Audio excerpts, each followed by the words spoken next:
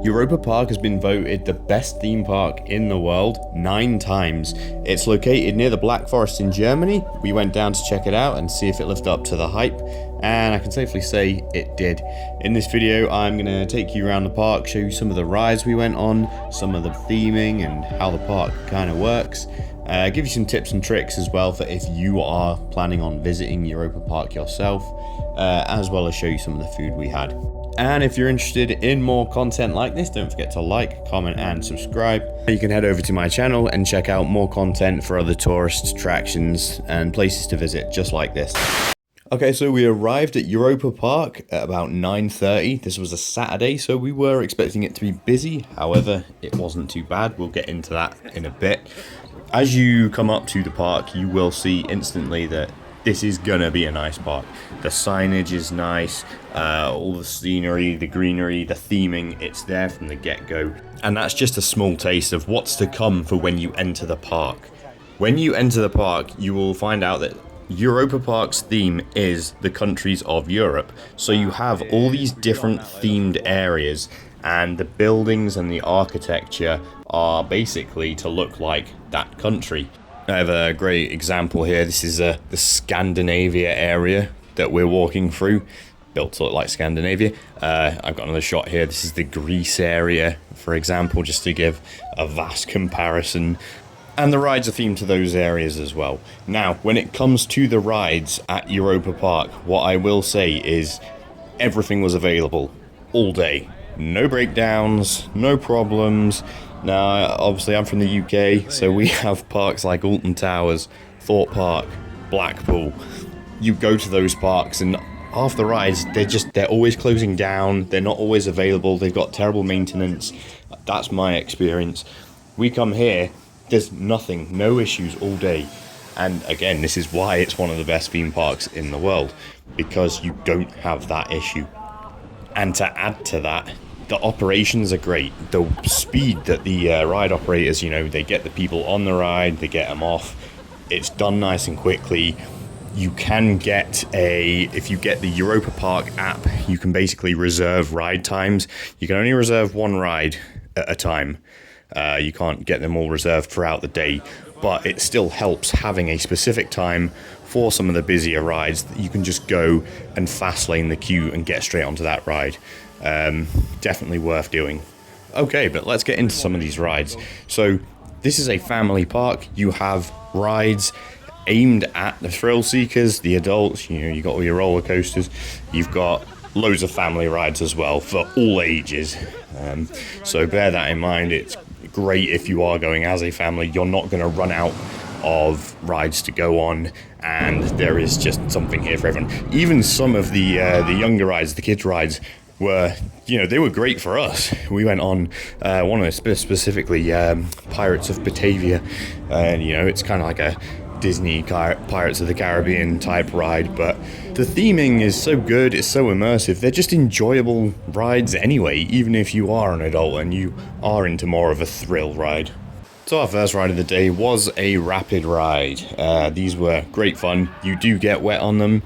Not too wet, but bear that in mind if it is a cold day. But these were great fun. We were able to actually film some of the on-ride footage for this one. Again, you can see how great the theming is on this. And yeah, just an all-round enjoyable water ride. We then went over to a roller coaster for our next ride. So this was called Blue Fire. It's a launch coaster. It was great fun, this ride. You got thrown around quite a bit, you got thrown out of your seat a bit. You go upside down a few times, but an all-round enjoyable ride. If you're tall enough for this, definitely don't miss it. It was really fun. Shortly after that, we went on another roller coaster, which is right next to Blue Fire. This is Woden. It's a wooden roller coaster. Again, just as good as Blue Fire. It was great fun. You don't go upside down, but it's vast. A lot of people look at wooden roller coasters and think, oh, it's just wooden, it's not like the steel ones. They're just as fast, they're just as intense, and Woden was like that. Do not miss this ride either. It's one of the best wooden roller coasters I've been on. We then went for a little walkabout just through some of the different themed areas. You can see here, this is England. We went through Switzerland as well. and we ultimately ended up going on a dinosaur ride. Now, this was not aimed at us. This is a definite kids ride. We didn't really know what we were walking into. We just kind of saw there was no queue and just went on it. So it wasn't really for us, but I could still appreciate the level of theming in here. And again, if you're a family, this is the perfect kind of ride you would take your kids on. We then went back through to the Switzerland area and ended up on a toboggan coaster. If you've never done one of these, they are quite fun. They start off slow, and as you go around the course, you slowly get faster and faster. Queued about 35 minutes for this. I wouldn't say I'd queue that long again, but if the queue's not long, this is definitely worth going on. It's good fun. Now brace yourselves for what's coming next, because this is definitely, hands down, the best roller coaster I have ever been on. It was incredible. It's only a year old. This is Voltron, or Voltron Nevera. This ride is insane. I would come back to this theme park just to ride this again. It's the only ride we went on twice during the day. What can I say about it?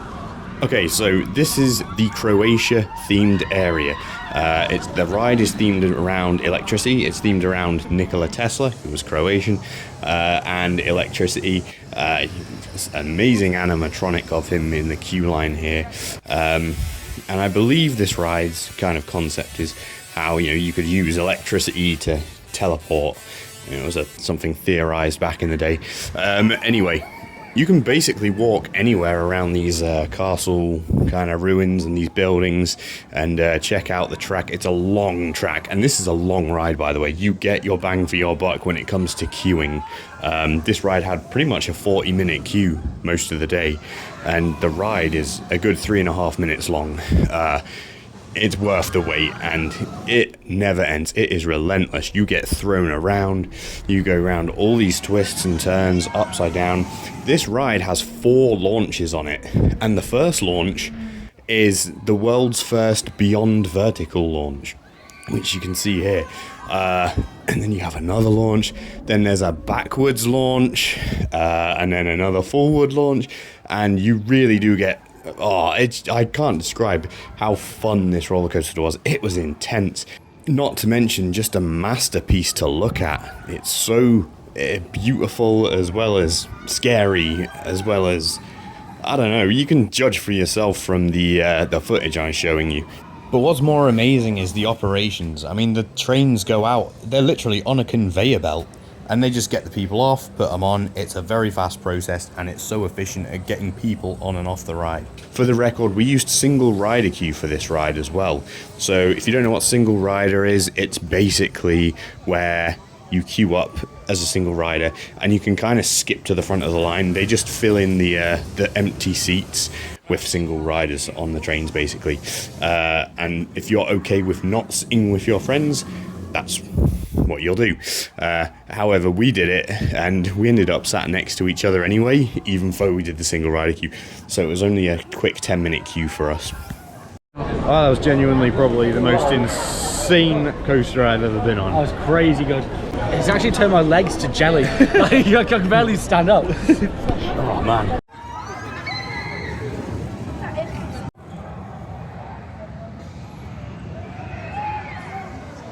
After that, we grabbed some lunch, and as far as theme park food goes, this was banging. This was kofti kebab from the Croatian area. After an intense ride on Voltron, we decided to go over to the Italy-themed area, and we found this Leonardo da Vinci-themed ride. It's one of those suspended pedalo rides. You're hanging off the track, and the faster you pedal, the faster the train will go. It only reaches a certain speed. But this was really pleasant. It was a good way to take in some nice views of the park, take in some of the scenery and the theming around. I recommend doing this, especially if you want a little bit more of a relaxing ride. And this is another great ride that you can take kids on if you're going as a family. After this, we headed over to the France-themed area, and we went on a ride called the Can-Can Coaster. Now, I can't show you this ride, really, because it's in the dark. It's basically a spiral, uplift hill roller coaster.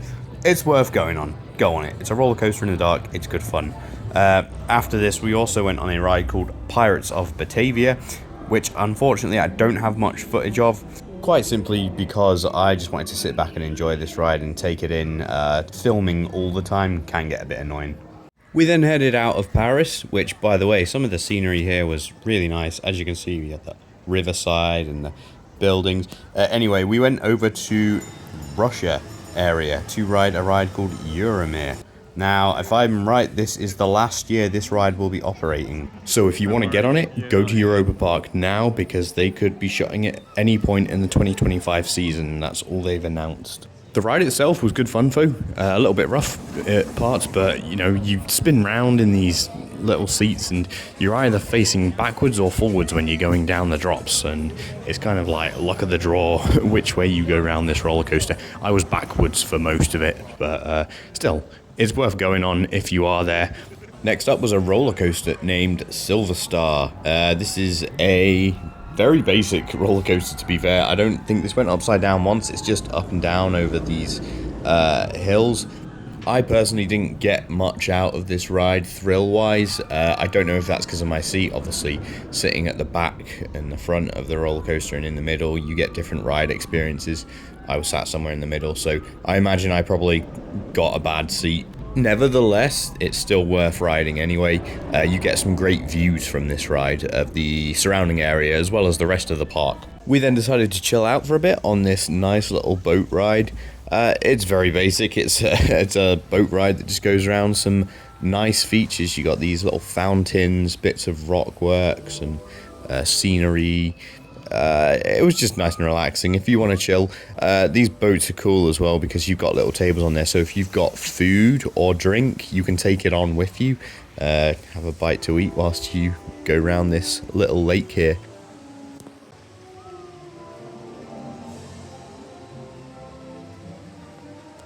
We then headed over to a Spanish area to go on a log flume. I was able to get a bit of on-ride POV of this. Yeah, it was very well themed, so good family ride. This log flume is great family rides.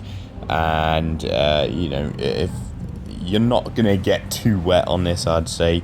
I didn't, at least. It depends where you sit in the boat. Definitely worth checking this stuff out. There's quite a lot of water rides at this park. I'm going to go through a few others that we didn't actually go on as well. One of these is in the Greek area. This is Poseidon. It's a water coaster. I kind of wanted to go on this because I've never done a water coaster, but we just didn't have time, unfortunately. But it looks really well themed as well, as you can see. And then you also had this Atlantica Super Splash, I believe this is. This, I can tell you now, you will get wet on. But again, we didn't have time, and I don't think we really wanted to get that wet either. We then wanted to get some better views of the park, so we got on the monorail. There's a monorail that goes around, so you can either use it for transport or just to take in the views, which is what we did. And yeah, it's a nice way of seeing the park, so I definitely recommend trying this out as well. There are multiple forms of transport around the park. The park's quite big, by the way. It's easy to get lost here and not know your way around if you've not been before. And another way you can get around is via the train. There's a huge observation deck as well, which we didn't go up. But there are plenty of other low-thrill attractions like this in the park. We finished the day with some of this very nice flame-grilled salmon. It came with a bit of some bread and some sour cream. Very nice. And then we went for one more ride on Voltron because we just had to. Other than that, to conclude, this is a beautiful park. I would happily come to this park just for a walk, just to enjoy and take in the scenery. It's so nice and it's done really well. 10 out of 10 for theming and immersion. I see why it's been voted the best theme park in the world multiple times. And I'd also like to say, I've not covered every ride. There's a lot of rides here that we didn't go on that I don't have footage of. So you could spend multiple days here for sure. And if you're in Germany, you gotta come here. You'll have a great day. Other than that, like, comment, subscribe. Let me know if you had a good time at Europa Park. And I will see you in the next one.